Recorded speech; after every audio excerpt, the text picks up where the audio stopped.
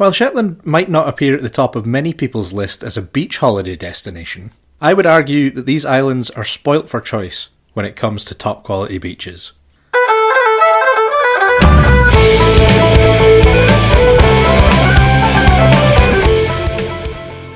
My name is John, I'm a Shetlander, a tour guide, and I run Adventure Shetland. And whether you're looking for idyllic sandy coves or spectacular pebbly stretches with stunning cliff scenery, or even a tombolo or two, Shetland has you covered. Some of these beaches require a bit of effort to get to, others you can pretty much drive onto, and one is even right in the heart of Lerwick itself. Now, it would be impossible to rank these beaches in any meaningful way, so these are presented to you in no particular order. Here are 10 Shetland beaches you should visit. Number 1. Quendel. We'll start our list almost at the southern tip of the Shetland mainland, with what for many is the first beach they will see as they arrive in the islands, before their plane has even landed.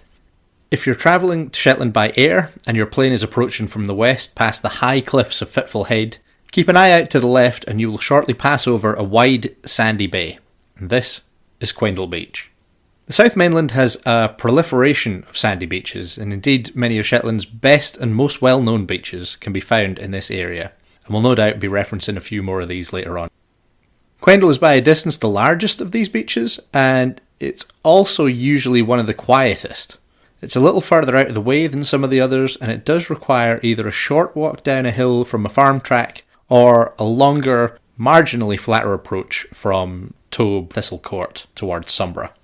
Once you're there though, you'll have a wide stretch of glorious white sand almost a mile long to explore, and like many of our beaches, there's a very strong chance you'll have it all to yourself as well.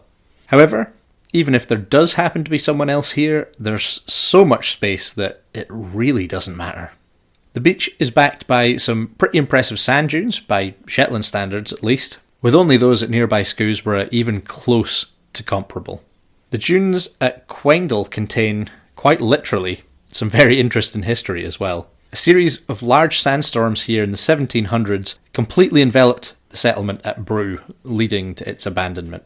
Fortunately, such weather events are a rarity nowadays, although in a southwesterly, the breakers rolling into Quendel are spectacular, and something which local surfers can often be spotted in, trying to catch a wave.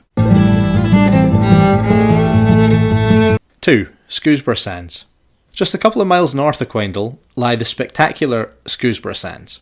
Like something out of a postcard, on a sunny day the beach looks like it could be in the tropics with its bright white sands and turquoise waters. All that's missing is the palm trees, sun loungers and beachside hotels, although I would say it's all the better for that. North facing, Scozar is sheltered from the prevailing southwesterly winds, making this a delightfully calm little spot. It also makes it a great place for having a paddle, a dip or even a full swim. While it can be relatively busy on a summer day, there's still a strong chance of having it all to yourself if you pick your moment wisely. During the summer holidays, up to including my younger days, this used to be the holiday resort in Shetland, and local folk would bring their caravans here, parking them in the impressive dunes behind the beach for their summer holidays. This doesn't happen nearly so much now, although you may still get the occasional camper. The numbers are nothing like they used to be. Often referred to as Spiggy Beach, I am reliably informed by folk local to the area that this is not the correct name, and that the real Spiggy Beach lies just around the corner. It's also a spectacular piece of coastline, although in a much more rocky and dramatic manner, with a pebbly beach and sea stacks that glow a fiery red-orange colour on sunny days. It's also known as Peary Spiggy due to its smaller size, and it's also definitely worth a visit if you're in the area. So I guess this really counts as a 2-for-1. 3. Rosand. For those who know the Old Norse origins of almost all Shetland place names, the name Rosand could refer to a multitude of places. Meaning red sand, there are plenty of spots around our coastline where this name would be apt. In this instance, however, we are referring to one especially spectacular beach in North Maven, which people often mistakenly refer to as Zor, which is the name of the nearest croft. Nestled away at the foot of craggy, red granite cliffs, Rosand is mostly a pebble beach that only really seemed to come to widespread attention during lockdown. Despite the cliff tops being only a short walk from the road, it's impossible to tell the beach is here while you're driving past. Getting down to the beach itself is a treacherous climb down a waterfall over loose rocks and scree, and it's definitely not something we'd be undertaking on a tour. I would argue that the beach is at its most spectacular from the cliff tops anyway, where you can take in the scale and splendour of the whole vista at once, with the views taken in the array of sea stacks out as far as the Drongs. A longer and even more spectacular approach than from the roadside at Zoar can be taken from another red granite beach at Braywick, following the coast as it rises from sea level to the mighty cliffs and double chimney rock formation at the Neap, giving incredible views eastwards across the beach some 70 metres below. I've spoken about Rosand before in a video on Shetland's hidden gems, which I have linked down in the show notes. 4. Baines Beach. I mentioned at the very start that there is a beach right in the heart of Lerwick, and indeed at one point almost the whole of the waterfront where the harbour is now was a sandy beach. Only one section of this original strand is still visible today, and it's known as Baines Beach. The Baines were a wealthy family who lived in Loch End House on Commercial Street, across the road from the beach now, which subsequently took their name. A son of the family, Gilbert Bain, became an incredibly wealthy merchant based in Singapore, and upon his death a portion of his money was used to fund a hospital in Lerwick, which still bears his name to this day. Nowadays, Baines Beach is sandwiched in between the Queen's Hotel and the Lodbury, more recently made famous as being the home of fictional Detective Inspector Jimmy Perez in the Shetland TV series. Accessed by some rough stone steps, the last few are cut directly into the bedrock, the beach has become something of a mecca for the town's wild swimmers, many of whom use the replica Viking longship the Dim Riv as a marker, and it's also a great place to look for sea glass and pottery sherds, worn smooth by the actions of the waves as they roll in and out of the gap between the buildings. People are right when they say that Lerwick has everything, including a beach. 5. Breen Sands. We travel north to the island of Yell now, as we reach the halfway point of our list. Located between the village of Cullivo and the Fisherman's Memorial at Gloop in the north of the island, I think Brecon might well be one of the more undervisited beaches here in Shetland. These sands are absolutely stunning. There's a wide stretch of beach, backed by some impressive dunes and grasslands with a neat flight of wooden steps and ramps to make access a little bit easier, following a short walk down through some farmers' fields. The impressive thing about this particular beach is how big it is. It really is deceptive. There's so much room for activities, whether that's sports or beach games with friends or family, exercising dogs, responsibly of course, because there's often livestock around which needs to be taken into consideration, or even just walking and taking in the scenery. There are plenty of things to do in the area too, should you need any more, such as the aforementioned Gloop Memorial, the Cullivo Galley Shed, and of course a visit to any of Yell's excellent local shops, including Mary's in Awick, which is a proper Aladdin's cave of a place. 6. Nork. Continuing our northern sojourn, we arrive in Unst, and one of the most northerly beaches in Shetland, and by extension the British Isles, in Nork. Unst is an island where you're absolutely spoilt for choice when it comes to great beaches, and any of them, whether that's Scaw, the Easton, Burrowfurt, Skioting, Lund, all of them could have made the grade here, but I've opted for Nork for a few reasons. Firstly, it's incredibly accessible with the road going directly past the beach and ample space to park cars, and then it's just a short walk down the sloping ramp onto the lovely shell sand. Geologically speaking, Nork is an incredibly interesting place as it sits directly on the joint between the oceanic and continental plates of the Earth's crust, and their exact meeting point can be seen by the Holm in the middle of the beach. It also means there are different rock types at each end of the beach, which can be quite fun to explore and identify. I guess I have a slight bias towards this beach too, as I've been looking at it my whole life. My parents had a painting of the beach by the late great Liam O'Neill that had pride of place in our kitchen while I was growing up, so Nork has always been a place that feels like home to me. 7. Min. Trying to choose between the borough beaches of Min and Mayo is an incredibly tough decision. This time I've gone for Min, but on another day it could easily have gone the other way. Both are stunning and popular on sunny days. but I've opted for Min on this occasion because I feel it's fractionally more scenic and it's also more sheltered from the worst of the North Atlantic weather, making it arguably one of the best beaches in Shetland for wild swimming.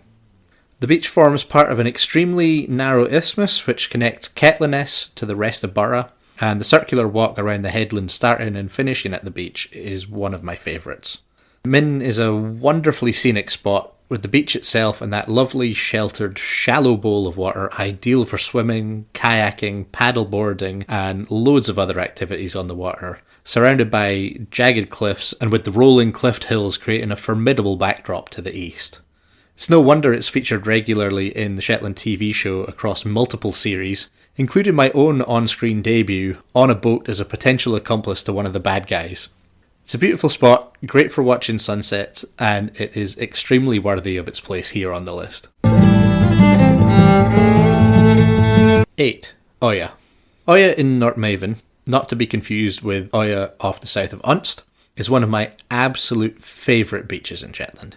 While it takes a fair bit of effort to get here with a roughly 5-kilometre walk in each direction, the rewards for doing so are well worth it.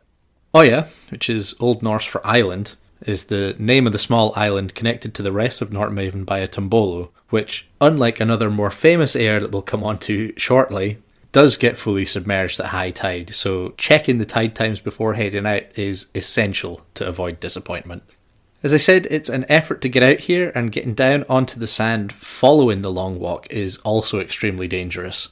There's no real path down the cliffs, and the rocks themselves can be loose and scrabbly, making it easy to fall with risk of serious injury. Given that this location is miles away from the nearest house, any serious accident here is going to require a long wait for help, and more likely than not, a call out from the Coast Guard search and rescue helicopter. For those reasons, I don't recommend trying to get down onto the beach. Luckily, the views from the top of the cliffs are as good, if not better, than from on the beach anyway, and some have even likened the golden sands, turquoise water and spectacular stacks in rock formations to Thailand or other parts of Southeast Asia, and it's easy to see why. The beach at Oya is truly stunning, as are the views along the walk there. The craggy bjorks with their burial cairns and Neolithic axe factory forming the backdrop for most of the walk. There's plenty of wildlife to see, as well as folklore and trowie tales to pass the time on the long walk as well. Trek to Oya is definitely one of my favourite Shetland days out. 9. The Langair. The Langair might just be my favourite beach in Shetland. It is absolutely stunning. Nestled under 200 plus metre high cliffs to the west of Ronas Hill, which is Shetland's highest point, we have this mile-long stretch of red granite pebbles and gravel facing outwards into the wild Atlantic. It really doesn't get any more rugged and spectacular than this. Getting here is an adventure in itself, involving a long hike over Ronas Hill and then down and down for what seems like an eternity, eventually following the burn down to the cliffs, where someone has helpfully anchored a length of sturdy rope to help with the final descent onto the beach. It's not for the faint of heart, and climbing back up again on the homeward leg is physically demanding too, with the steepest part of the hill greeting you first, so it's definitely worth relaxing on the beach for a good while before attempting the return journey. Even if you feel the steep climb might be beyond you, but you still fancy a wander in the gentler parts of the hill, the cliff tops overlooking the Langair are a good hike in their own right, and they might just be the ultimate picnic spot in Shetland. 10. St Ninian's Isle. You didn't seriously think I was going to miss this one out, did you? Fear not, there's no way the most iconic beach in the islands wasn't going to make the cut. St Ninian's, or the Bigton Sand to use its real name, is one of the most popular beaches in the islands, and is arguably the only one on this list that you're unlikely to have all to yourself during your visit. By Shetland standards, it's considered a busy place, particularly during the summer months, but I would have to say it never gets overrun with people. There's always plenty of room for everyone to have enough space, even on the busiest of days. Because it's a tombolo, so essentially two beaches back to back with the sea on both sides, it doesn't really matter which way the wind is blowing, because there's always going to be at least one sheltered corner to set yourself up in. Unlike Oya, it's rare, although not unheard of, particularly in the winter and the spring, for the beach to be completely submerged. This tends to happen only at the highest of tides and often combined with storm surges, and it is usually perfectly possible to watch the full length of the beach and back again and keep your feet dry. Formed by the action of the waves sweeping around the island, this type of beach is known as a tombolo, and St Ninians is one of the largest in Europe, measuring around 1/4 of a mile in length. The island itself was the discovery site of one of Shetland's most intriguing archaeological finds, the St Ninians Isle treasure. This was a hoard of 28 silver objects buried along with a porpoise jawbone in a wooden box under the floor of the chapel, which can still be visited today. St Ninians Isle, as I've said, is one of the most popular and iconic places in Shetland, and with good reason. So it is highly unlikely that you'll have the beach to yourself, unlike many of the others on this list. However, it is plenty big enough, so even if there are lots of folk there, there's plenty of room for everyone, and it never really feels crowded. It is absolutely one of those must-see places, and it's always worth a visit. So there we have it, my list of 10 Shetland beaches that you should visit. There are loads of wonderful beaches which haven't made this list, so I will almost definitely have to revisit this topic again at some point to include some of those. Did your favourite beach make the cut? Please feel free to tell me, or if you haven't been yet, perhaps you might like to add some of these to your list of places to visit when you do come to Shetland. I've been John from Adventure Shetland. If you'd like more content like this, please visit our website adventureshetland.com for the blog, links to the podcast. We also have a YouTube channel, or you can follow us along on social media. Just search for Adventure Shetland. Thank you very much for listening and for watching if you're on YouTube, and I will talk to you again soon for more Shetland adventures.